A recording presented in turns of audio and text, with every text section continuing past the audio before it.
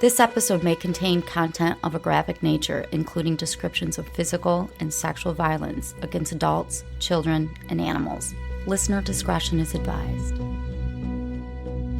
Hi everyone, I'm Talia. And I'm Tanya. And together we are Crimes and Consequences, a true crime podcast.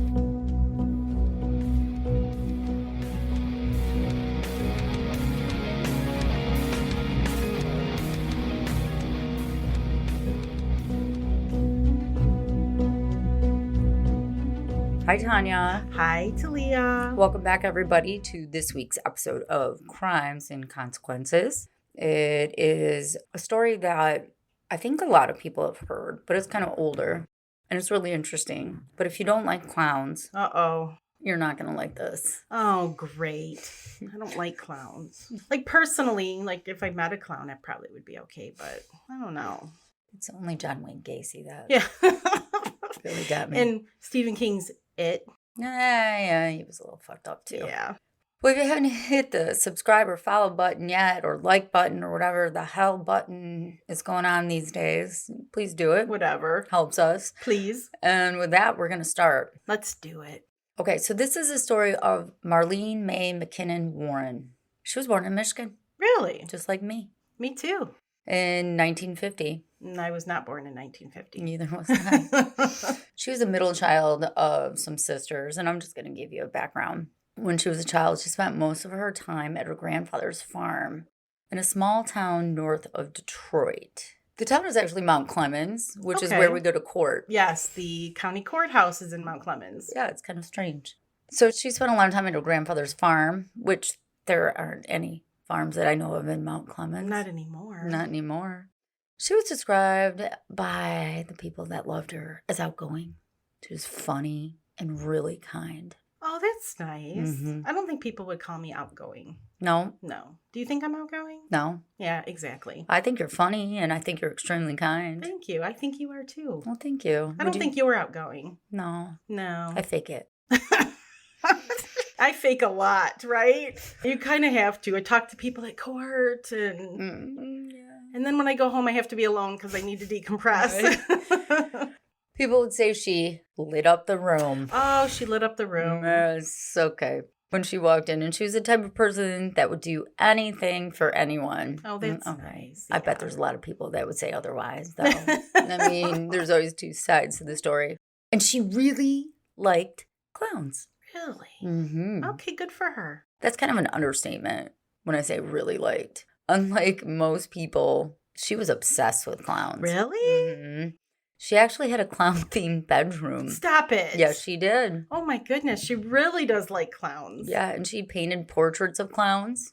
Yeah. And she was actually pretty talented with that. They're supposed to make people happy. Yeah, that was their original job. They still are, I think. Now it's just everybody's creeped out. Yeah. Probably because of it. No. Probably. The clown. I don't know if people know what happened in Michigan, but clowns would just pop up places and act creepy. Mysterious. Yes, and scare people. Anyway, her mother Shirley still has one painting in particular, which she'll never part with. And it's kind of strange to think that in the end, Marlene's life was taken by a clown. Oh, man. It's kind of ironic. Yeah. Marlene met her first husband. His name was John Ahrens. And they were really young, and they got married in the 1960s when she was 18 years old. Soon after they got married, John and Marlene welcomed two boys, John Jr. and Joseph. By the time Marlene was 20 years of age, she was a widow. Oh, and John died tragically. That's so sad. And obviously she's just very close with her sons. And they were all each other had once John passed away. Aww. I mean, they're little. I'm talking they little. Are. They've got to be. Babies. She taught both of the boys how to grow up, how to be successful, how to be helpful, kind, respectful. She led her children into actually a very stable life, even though given the tragedy that they had. So now we're at 1980. Marlene, she's a widow with two children. She met a guy named Michael Warren. The two had a 2-year age gap, which is nothing. Right. Not even really an age gap. No, not really. And they fell head over heels in love. Of course they did. They got married pretty quickly, and then they settled in Wellington, Florida. Oh. And that's an exclusive community known as the Aero Club. Don't know. I don't know. Wellington butts up right next to the Everglades. Okay. And it is considered to be one of the richest areas of Palm Beach County. Oh, Yes. nice. The Aero Club was built around a grass airstrip so that the residents could land their planes. Oh, stop it. They're that rich. Or they got money. Or helicopters. Okay, so Yeah. yes, hence why it's a very nice Yeah. area to live. Just gonna fly my helicopter. Like I did today to get right. here. No, I didn't. Many of the homes around there had plane hangars, and the residents would keep their aircrafts in their hangars. You know. Right. You absolutely. Oh, sure. I know. I know all about know. it. Got a hangar in my backyard. While Marlene was on her second marriage, this was the first marriage for Michael. The two meshed really well together, and they really built a great life for themselves and the blended family that they had. Marlene and Michael worked hard, and they worked really well together. Michael owned and operated a used car dealership, and with the dealership, he also had a car rental service. Both of the businesses were under Marlene's name. I don't know exactly why, but they also bought and rented houses. Oh. They rented them out to people Right. across West Palm Beach. But the rental properties that they had, they weren't in the best area of town. Okay. They had roughly 40 Wow. properties. Oh my goodness. Yes, that's a lot. Yeah, it is. And they were very successful, and Marlene was a part of it. She helped basically run the properties. Michael owned, it was called Bargain Motors on North Dixie Highway in West Palm Beach. And the rental properties were worth well over $1 or $2 million. For the married couple and the two boys, everything was looking good. Yeah, They're sounds doing like well. it. Prosperous. They're living in Florida in a nice Got property, making area. money, Yeah, helicopters exactly. all over, airplanes. But then something really sad happened. Oh, great. What? Marlene's oldest son, John Jr., he lost his life in a car accident when he was Oh, 22 years Oh, old. no, really? Oh, my God, this poor woman. Right? Right? Oh, that's so sad. Marlene became exceptionally close to Joseph after losing John Jr., but her relationship with Michael began deteriorating, and he started distancing himself from Marlene and Joseph. He was spending a lot more time at work, and work really took up most of his life. Like, that's all he was doing was working. And their distance grew more and more, and she suspected that he was having an affair with maybe one of his employees. Particularly Sheila Keen, who was in the repo business. Oh, okay. Marlene thought about leaving Michael. She wondered, if I left, would anything really legally be mine? Even though it's in her name, I think she was just afraid. Right, yeah, I can Yeah. imagine. I mean, if a divorce ever happened, she knew it would be messy. It'd be difficult. Oh, yeah, they have a lot of They- property. And at this point, they'd been married 20 years. Before Marlene could divorce Michael, something bad happened to her. Oh, She was murdered. oh, no. This sounds kind of suspicious to But you me. think it's Michael. Right. But Michael has an alibi. He was Sure. in Miami, Florida. Oh, was he? Okay. Mm-hmm. Okay, then I will go back to thinking Michael's at least halfway decent. Maybe. Maybe. On May 26, 1990, Marlene was home with Joseph, who was then 22, and some of his friends were there. There was a knock at the door, and it was about 10:45 a.m. Marlene answered the door, and when she did, she was staring into the eyes of a clown. That's weird. Nobody was expecting this clown, I bet. No. It's 10:45 in the morning, and if someone knocks on your door, do you open it? And there's a fucking clown. Yeah, that's weird. The clown was holding balloons and a basket of red and white carnations for Marlene. Okay. Because clowns. Oh, yeah, they deliver- did, right? Did they? I've seen that I in don't. movies. I don't. Yeah. Okay. I don't know. I don't know. Maybe. Like- Okay. like- Well, I don't think they do it now. Like a singing telegram. They don't or do it something. now. No. Nobody wants a clown. No, I wouldn't knocking on even the answer door. my fucking door. Are you kidding me? So Don't send me shit. So the clown's holding balloons, a basket of red and white carnations, and when Marlene went to take the balloons and flowers, the clown shot her in the head and then just walked away into a white sedan that was parked in the driveway of her home. What the fuck? The car just drove off. Joseph got into his car and he tried to chase down the clown in the white sedan. He didn't give a fuck about using roads during the chase. He didn't give a fuck about speed limits. He was going through neighborhoods. And his mother was shot in front of him and his friends. They were actually there by the door when she was shot. He could see that the clown was wearing an orange wig, a red nose. I'm sorry. This is ridiculous. Really? A red nose, a clown suit, and a painted on happy face. The Warrens' neighbors, they all heard this and saw the commotion, and they acted quickly. And they would never forget that day. I bet. Oh, well, I know. Well, I fucking bet. A.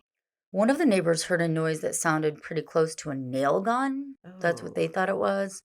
He was walking with his dog when he heard a pop, and he rushed over to where the sound came from, along with another neighbor who happened to be a doctor.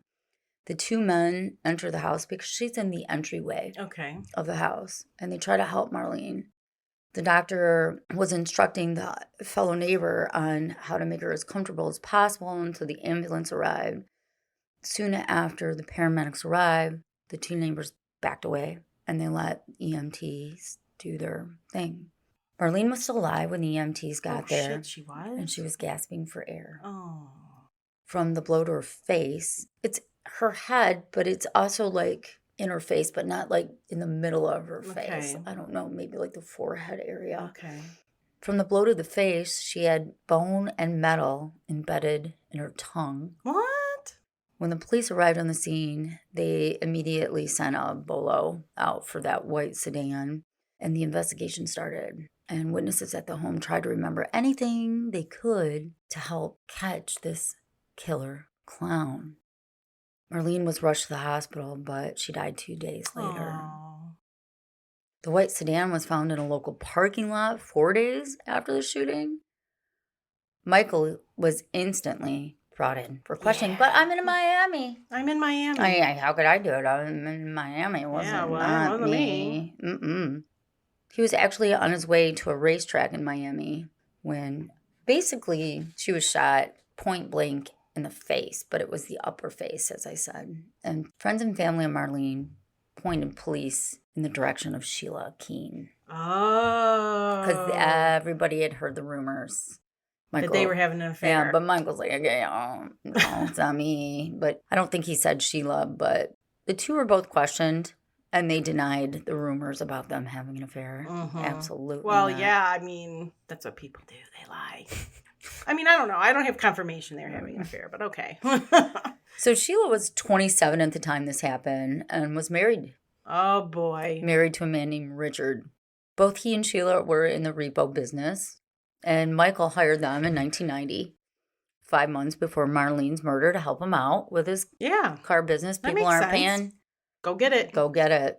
One of the reasons the police really started looking into Sheila was because somebody, an anonymous woman, called about 5 hours after the death of Marlene and gave them a tip about Sheila. Oh. But they never found out who it was.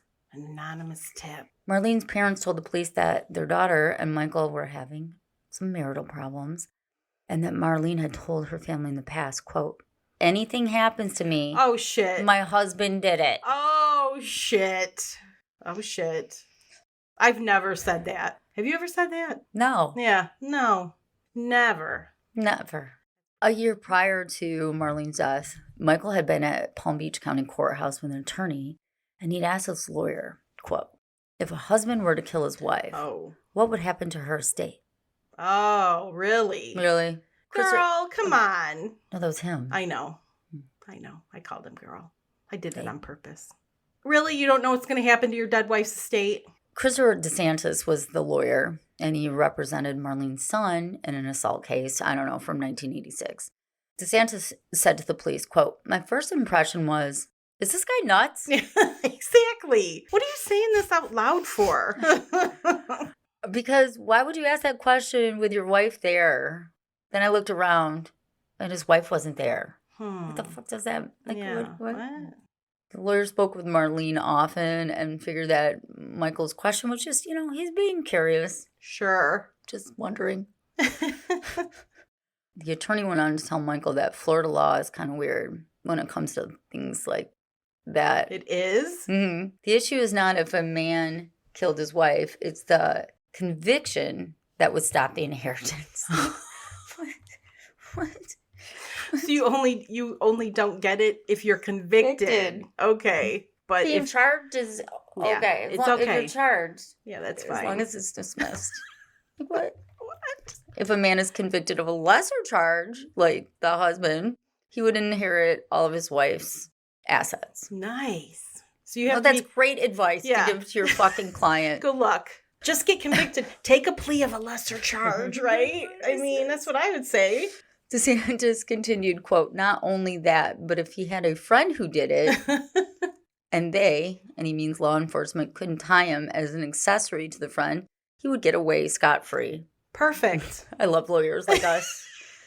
Wow. This is why we hate lawyers like us.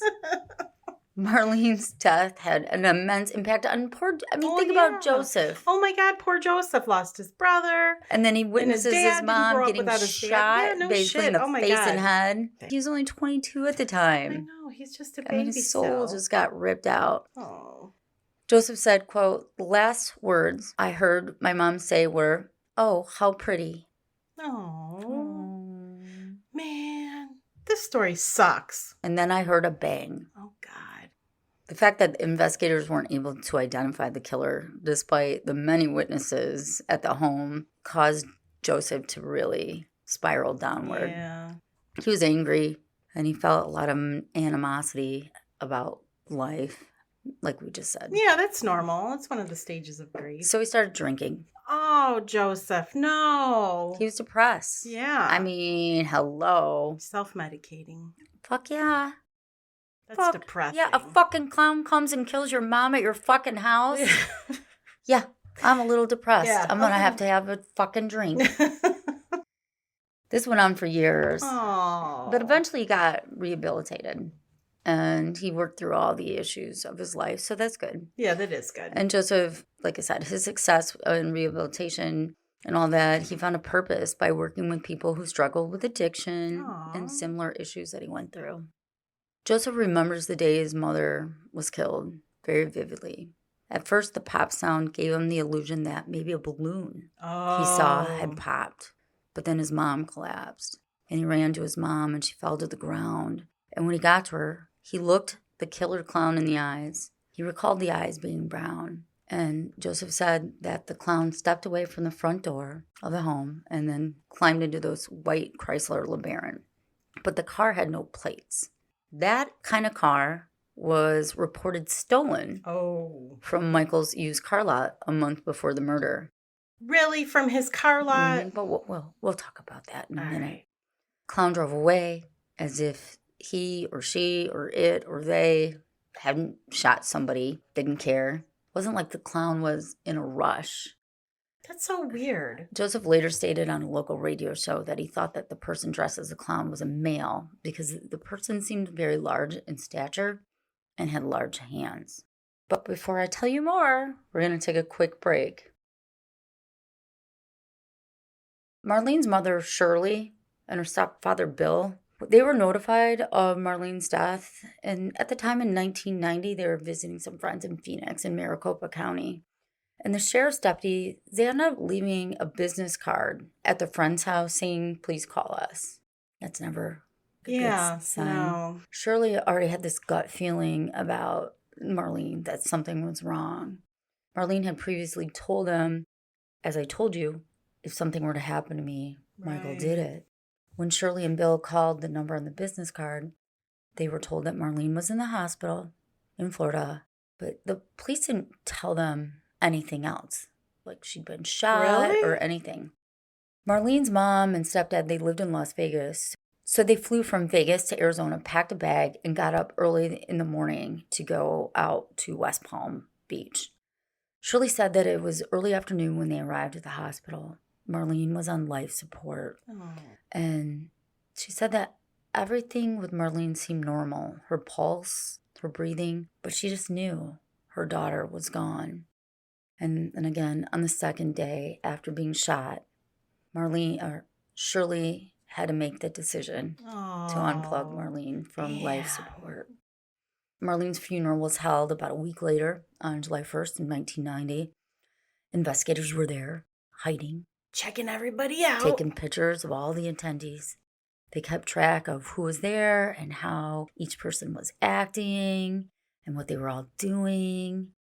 Usually when spouses are killed or when they just pass on, the surviving spouse is heartbroken. Right. Crushed. Right. Kind of struggling with things.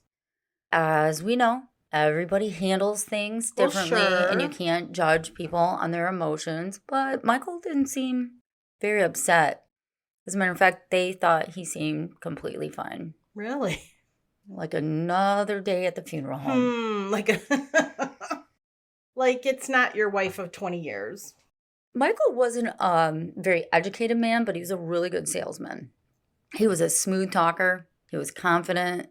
But friends and family members around him didn't consider these traits to be compliments. Uh-oh. He seemed to, I think it was more of an arrogance, narcissistic kind of thing. He seemed to always have bad luck. And those around him said that his bad luck just followed him everywhere he went. Mm-hmm. One time, his plane went missing, but was found later. I don't know how a plane goes missing. Yeah, me But it was either. found later with a broken engine. And nobody ever knew what happened. So, I don't know, somebody stole his plane and broke his engine. He also had race horses. They had some money. Damn, they did. Fuck yeah. I mean, I got 2 cats and 2 dogs. I don't got a plane. I don't have race horses. Yeah, when you got a plane and some race horses, damn. Do you really have that bad luck? No shit, right? I don't know. It seems like kind of some good luck.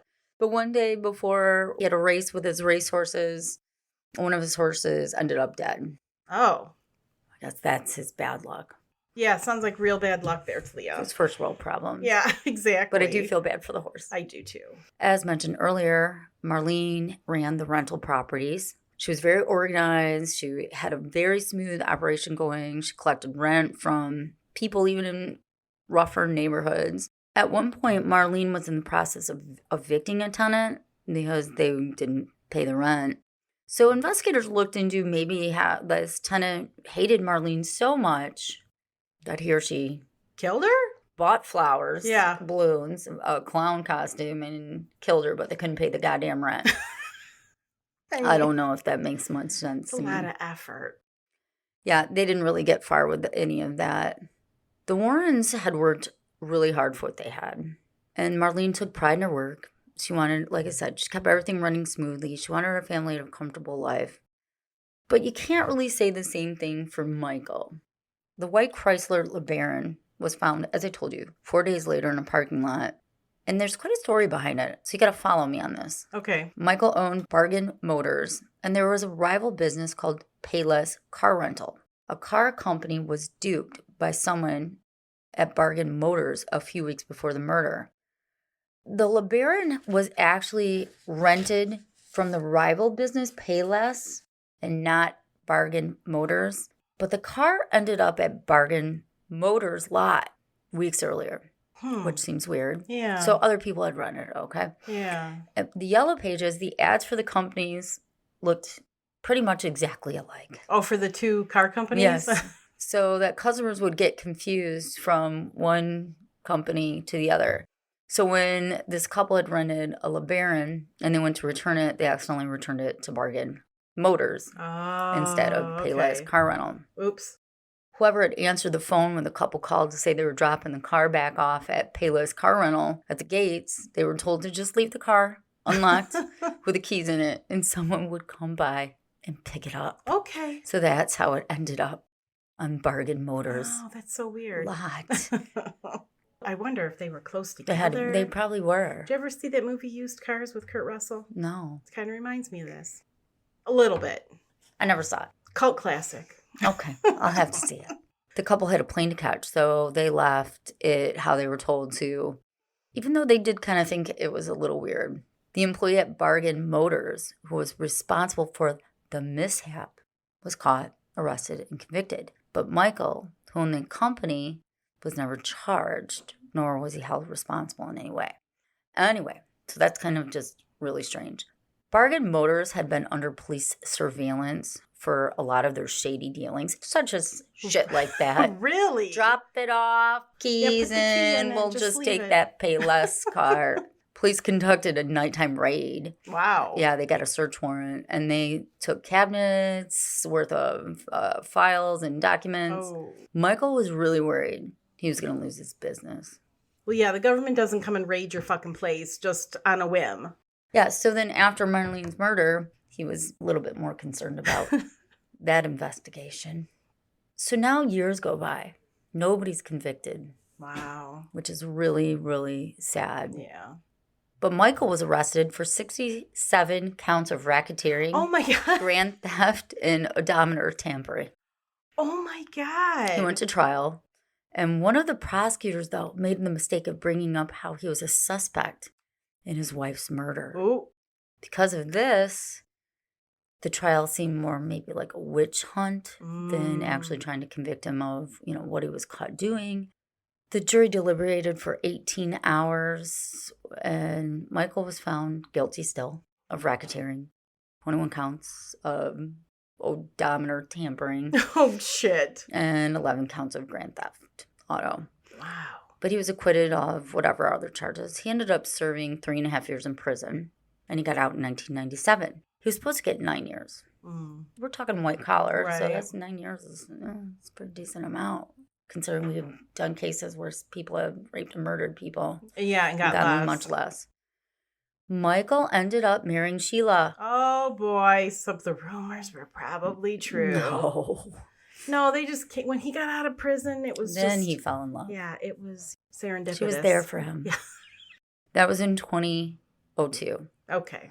Despite the rumors of the affair, it wasn't true. Sure. The two ended up relocating to Virginia.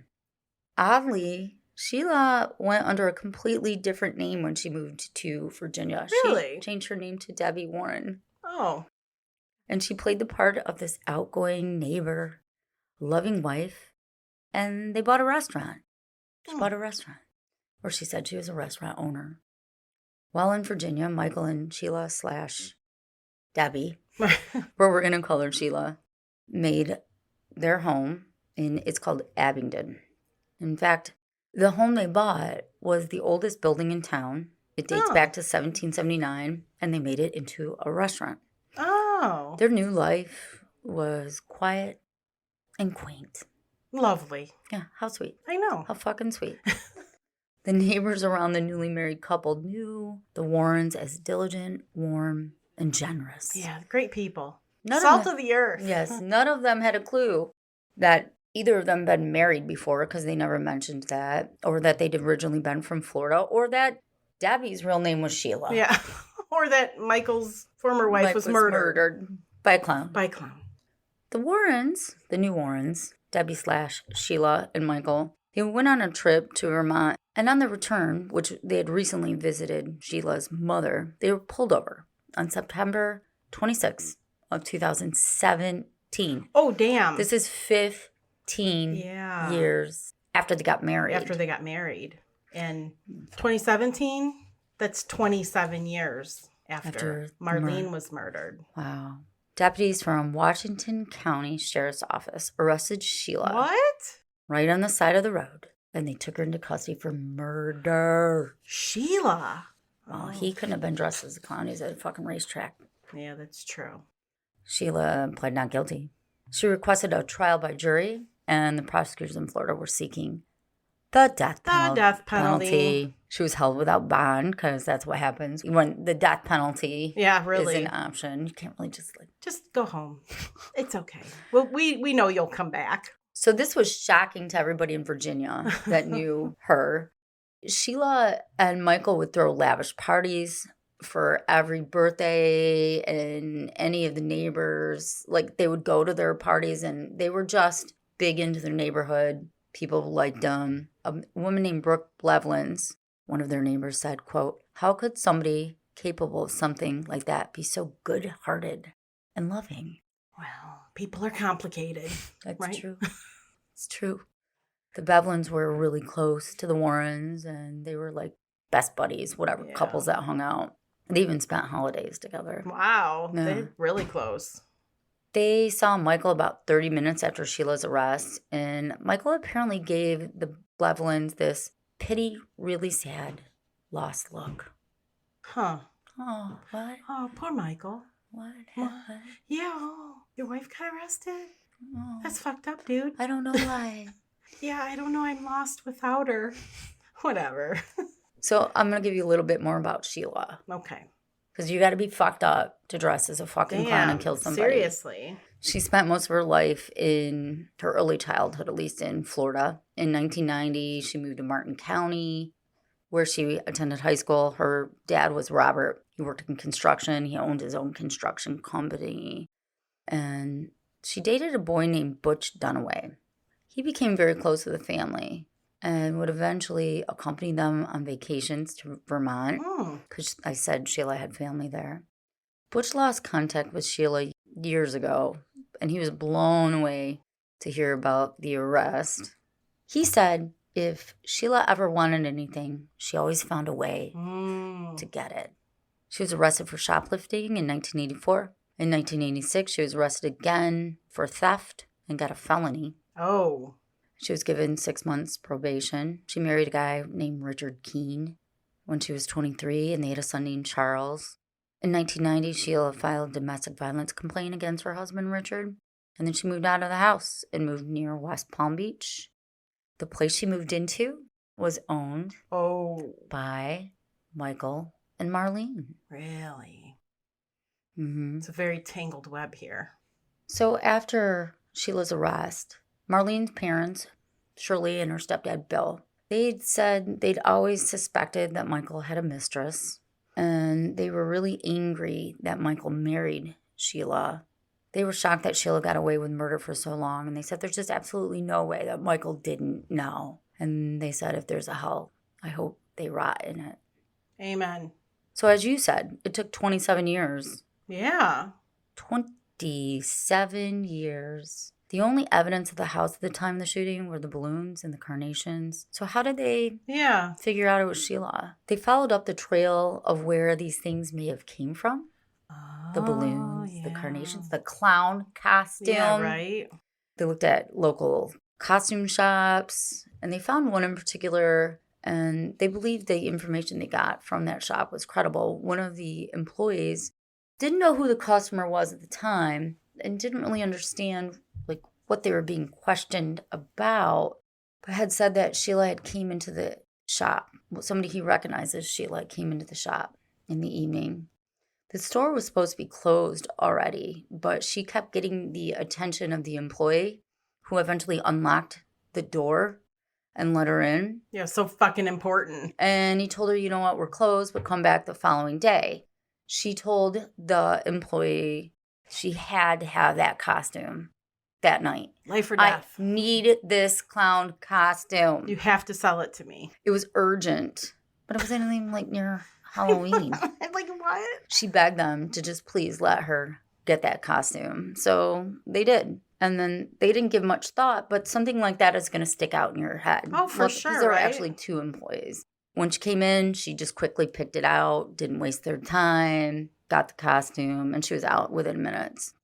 What she had purchased was a clown suit, an orange wig, and Bob Kelly brand clown makeup, a kit, and a red sponge nose. One of the things the employees remembered is they said, well, you probably need some clown shoes, too. And she was like, no, I'm good. And they're like, well, you have this whole entire clown costume, but you don't want the shoes? And she's like, no, I'm good. It's okay. I got some sneakers at home. That'll be fine. She ended up wearing military-grade boots when she killed her. The balloons that Sheila handed to Marlene, there were two of them. One of the two was silver, and it was heart-shaped and it read, "You're the greatest." and the other had a picture of Snow White and the Seven Dwarfs. That's weird. That's just super weird. These were purchased at the local Publix supermarket near Sheila's apartment. They were able to trace that. Sheila didn't know that that heart-shaped balloon was only sold at Publix. Oh, damn. And only sold in that particular area.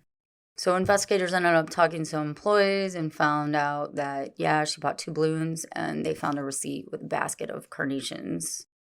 But why did it take so long? Because, that's pretty circumstantial.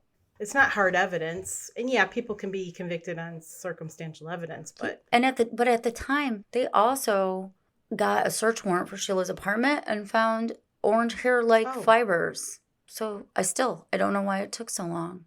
Michael has never once thought that Sheila could be the one that murdered his wife. Somebody randomly dressed up like a fucking clown and shot your wife just out of the blue. Like, oh, I woke up today, I'm going to go shoot somebody. He was never arrested. Oh, man. In connection for the murder of Marlene. Sheila was deemed to be the original and only suspect. It was 1 year after Marlene's murder that they had this evidence, okay? Okay. So Sheila was deemed to be the original suspect. But there wasn't enough evidence to charge her, so that's why the case went cold. I mean, you have to remember, this is, 1990? Yeah. And DNA analysis and technology wasn't advanced like it is now. So eventually they reopened the case, and that's how DNA was tested. And it just led prosecutors to the connection of Sheila. So she left her DNA. Mm-hmm. Sheila's trial date was postponed for 6 months because of COVID. Oh, Christ, this was recent. Yes. Damn. Took that long to put her on trial? Years after her arrest? Well, you know how that works. Yeah, I know. Joseph ended up testifying. Oh, he did? Yes. Oh, because he was there. Yes, he recalled in the morning of the murder that he was just discussing the plans for the day with his friends and his mom while they ate breakfast. It was just a regular morning. Where the table was relatively close to the front door, and then his mother answered it, and he heard her say, "Oh, those are beautiful," and then the bang.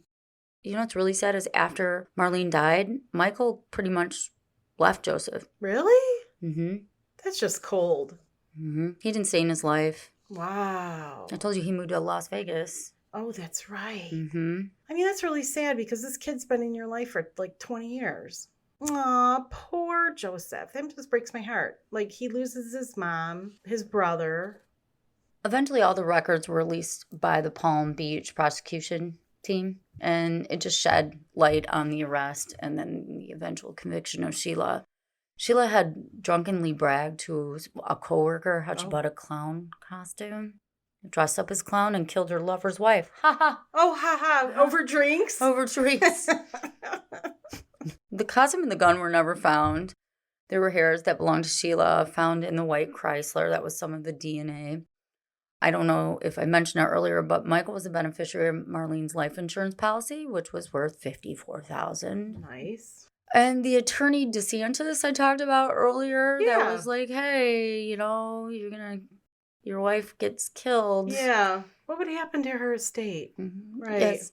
He made a joke that if someone were to dress up as a clown and kill somebody, they'd probably never get caught. He did? Yes. Okay, that's weird. In April of 2023. Okay. Oh, shit, that was just a few months ago. Yeah.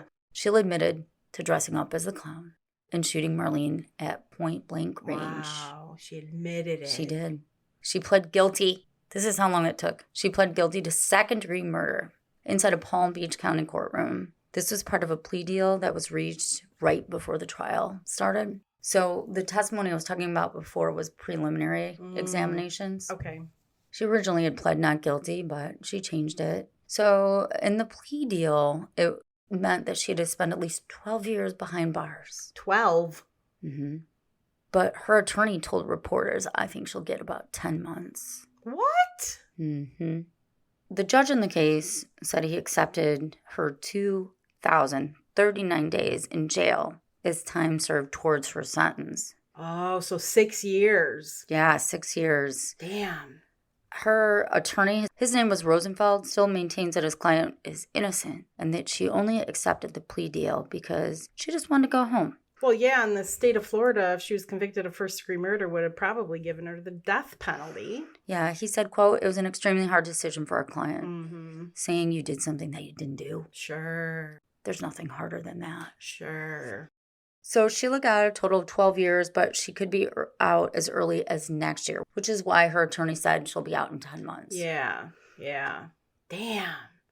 So that'll be like 7 years. That's fucking bullshit. She planned it, bought the fucking clown costume, shot this woman in the face, got to live her life. That's bullshit. Well, the biggest part of bullshit is Michael. Yeah. He fucking knew. Fuck yeah, he knew. He knew.